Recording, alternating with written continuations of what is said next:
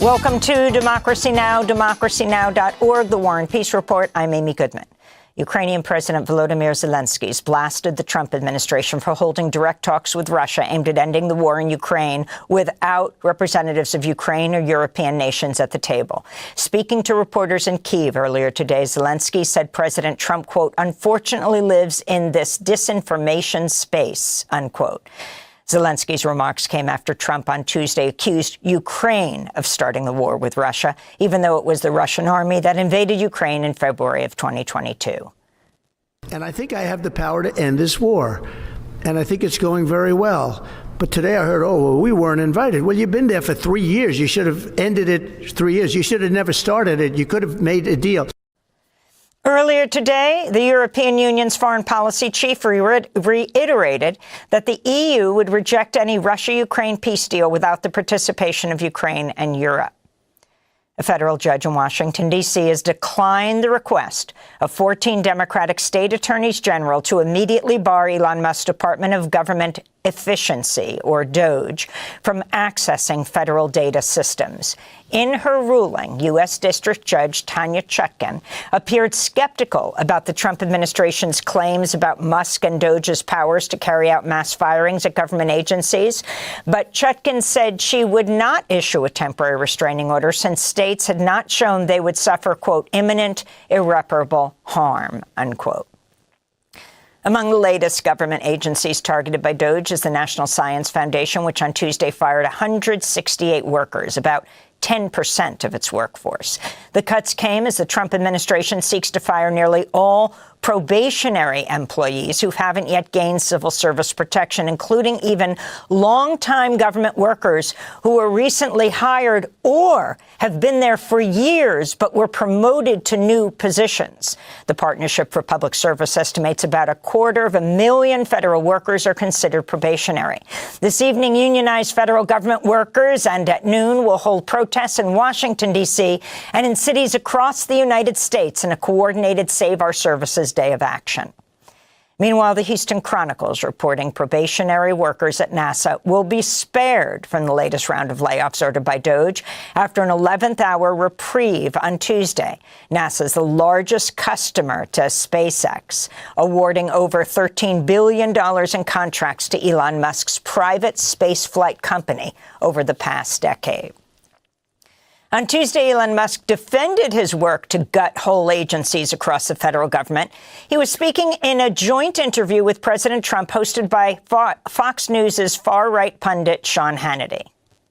I think what we're seeing here is the thrashing of the bureaucracy as we try to restore democracy and the will of the people.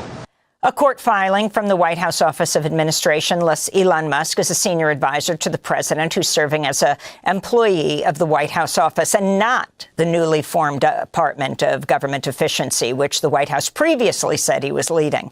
On Tuesday, Trump dismissed reporters' questions over Musk's role, saying he's, quote, a patriot. The Senate voted 51-45 Tuesday to confirm billionaire Howard Lutnick as U.S. Commerce Secretary. Lutnick was the chief executive of the Wall Street firm Cantor Fitzgerald and co-chaired Trump's 2024 transition team. A financial disclosure form shows he has ties to more than 800 individual firms, many of which stand to benefit from Trump administration policies. Also on Tuesday, the Senate advanced the nomination of Trump's pick to head the FBI, Kash Patel. Illinois Senator Dick Durbin was among Democrats in opposition. My Senate Republican colleagues, sadly, are willfully ignoring myriad red flags about Mr. Patel, especially his recurring instinct to threaten retribution against his political enemies and President Trump's perceived enemies. A senior U.S. prosecutor resigned Tuesday to protest what she called a politically driven investigation into the Biden administration's climate policies. Denise Chung, the top criminal prosecutor in the Washington, D.C. office, wrote in her resignation letter she'd refused an unreasonable request made by Emil Bovee, Trump's former personal attorney, who's now acting U.S. Deputy Attorney General, to bring criminal charges over Biden-era grants by the EPA to nonprofit groups. Separately, the head of the food division at the Food and Drug Administration, Jim Jones, stepped down Tuesday to protest what he called indiscriminate cuts across the agency. In his resignation letter, Jones wrote, quote, "I was looking forward to working to pursue the department's agenda of improving the health of Americans by reducing diet-related chronic disease and risks from chemicals in food," unquote. Health and Human Services Secretary Robert F. Kennedy Jr. gave his first address to staffers at his sprawling federal agency Tuesday, promising to scrutinize the childhood vaccine schedule that prevents deadly and debilitating diseases, including measles and polio.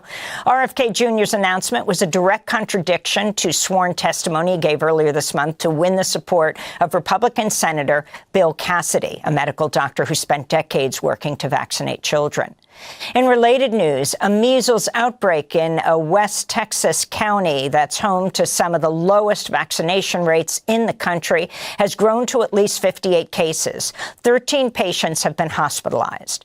On Tuesday evening, the Trump administration reversed a plan to shut down the government website that ships free coronavirus tests to households after the Washington Post reported Health and Human Services officials were preparing to end the program and were considering destroying 160 million tests valued at more than $500 million.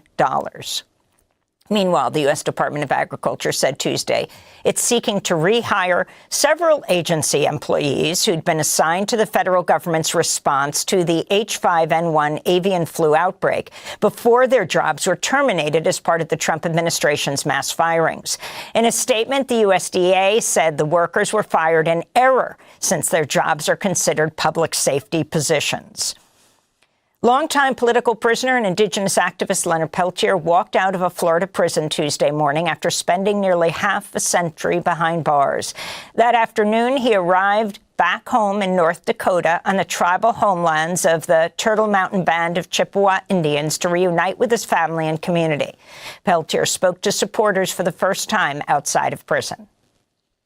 We are not going to give up. We're going to win. We've been winning. We're going to continue to win. We're gonna stick together. We're gonna unite. As it is right now, we've been united all through indigenous countries, and we're gonna fight back. We're gonna continue until we are a free nation. I gave 50 years for that. You know, and I'm gonna give the rest of my life. So they haven't broken. They have not broke me. I have not broken. We'll have more on Leonard Peltier's historic release after headlines with Nick Tilson of the NDN Collective, who accompanied Peltier home yesterday. We'll speak to him in North Dakota. In the Gaza Strip, Hamas has proposed exchanging all remaining Israeli hostages for hundreds of Palestinian captives in one go in order to cement a permanent ceasefire and a complete Israeli withdrawal from Gaza. The offer came as Hamas said it would free 6 living Israeli hostages this weekend and return the bodies of 4 others in an accelerated timeline. Meanwhile, Israeli forces killed at least 3 Palestinians and injured 11 others across Gaza over the last 24 hours, despite the ongoing ceasefire. Meanwhile, Israeli far-right communications minister Shlomo Karhi said Tuesday that Israel's campaign to permanently expel Palestinians from Gaza will rely on force rather than so-called voluntary migration. His comments contradicted those claims made just 2 days earlier by Israeli Prime Minister Benjamin Netanyahu in Jerusalem. Why not give Gazans a choice? Everybody said this is the largest open-air prison in the world. Not forcible eviction, not ethnic cleansing. In a war zone, people leave. In southern Lebanon, civil defense workers say they've recovered the bodies of 23 people killed by Israel's bombardment last year. The gruesome discoveries came amidst Israel's partial withdrawal from southern Lebanon and continued attacks in the region, where residents are returning to frontline villages to find their homes shattered, entire neighborhoods leveled. This is Suhaila Dahar, who returned to her village of Kfar Kila on Tuesday. Of course our feeling is mixed with joy and sadness. There are still martyrs that haven't been retrieved. All the destruction can be compensated, thank God, but the martyrs won't return. In Brazil, former President Jair Bolsonaro has been formally charged with helping stage an attempted coup and masterminding a far-right conspiracy plot to cling to power after his 2022 re-election loss to President Luiz Inácio Lula da Silva. Brazil's Attorney General said Tuesday the plot included a plan to assassinate Lula and a Supreme Court justice. The charges come 3 months after Brazilian federal authorities released a damning report accusing Bolsonaro of leading the election-denying conspiracy plot, which began in 2021 as an attempt to undermine public trust in Brazil's electoral system. The plot culminated January 8, 2023, when Bolsonaro encouraged his supporters to violently storm several government buildings in the capital, Brasilia. At least 6 of Bolsonaro's key allies were also formally charged on Tuesday. If convicted, Bolsonaro could face decades in prison. The CIA has expanded its use of secret drone flights over Mexico as part of Trump's aggressive campaign to target drug cartels and fentanyl labs. The undisclosed surveillance program had already begun under the Biden administration. Trump's expansion has raised more concerns over possible violations of Mexico's sovereignty. Trump has manipulated the fentanyl scare to push his administration's anti-immigrant policies and border crackdown, even though most fentanyl is smuggled by U.S. citizens through ports of entry. New York City Mayor Eric Adams is due in federal court today, where a judge is set to decide whether to grant a request by the Justice Department to drop corruption charges against him. On Tuesday, Mayor Adams refused to take questions from reporters about his deal with the Trump administration to suspend charges in exchange for Adams' cooperation with Trump's mass deportation and anti-immigrant policies. Why don't you take questions from the press? Y'all liars. What are we lying about exactly? Yeah, what are we lying about exactly? Kansas has become the latest state to ban gender-affirming care for transgender children and youth after the Republican-controlled state legislature overrode the Democratic governor's veto of the measure.